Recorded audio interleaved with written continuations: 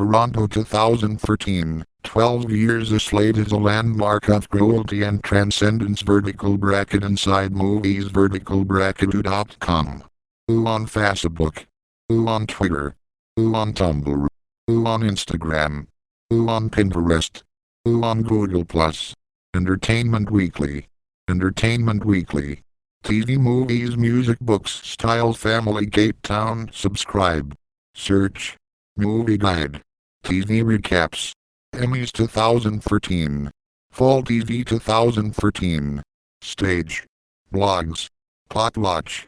The Family Room. Plot Style. Inside TV. Inside Movies. The Music Mix. Shelf Life. News Briefs. See all blogs. Inside Movies. Toronto 2013. 12 Years a Slave is a landmark of cruelty and transcendence. By Owen Gleiberman on September 7, 2013 at 11 a.m. Image credit, Jot Budenich. Share on Tumblr. Comments plus.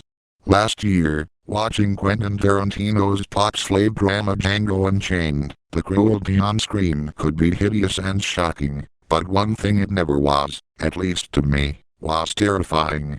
Even when the white-on-black violence left you drop-jawed, it was still part of the heightened Tarantino landscape of thrills and sick spectacle and kicky dark danger and revenge.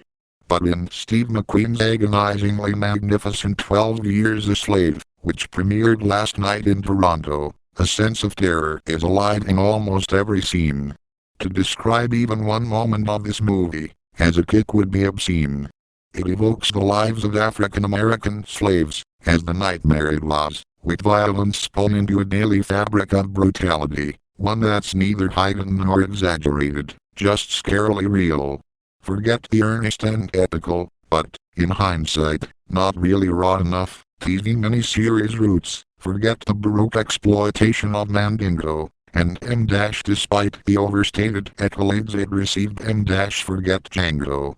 As a drama of the slave experience, 12 Years a Slave renders them all irrelevant. It is a new movie landmark of cruelty and transcendence. The movie, which is based upon a true story, starts in 1841 and is about a free black man in Saratoga, New York, a musician named Solomon Northup, Chiwetel Ejiofor, who walks around town in a natty gray suit and matching bowler hat, secure in his talent and in the courtly modesty of his life, as a husband and father. He has 2 children, a boy and a girl, and he loves them tenderly.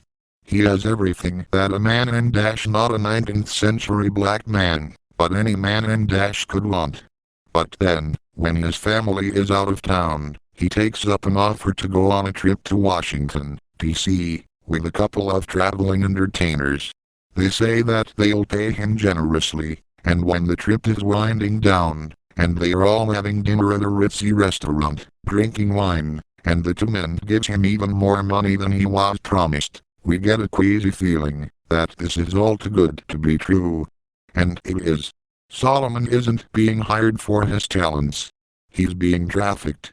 A moment later, he wakes up in a cold Stark prison cell, with a spider web of chains shackling his arms and legs. His wine was drugged, he has been stripped of his identity and kidnapped, and he is about to be placed on a riverboat and sent down to Louisiana, where he'll be sold into slavery. Gazing at his chains, as if he were in a bad dream that he simply had to wake up from, the great actor Chiwetel Ejiofor places us right inside his skin, and all of a sudden, we're sharing the horror movie that Solomon's life has become.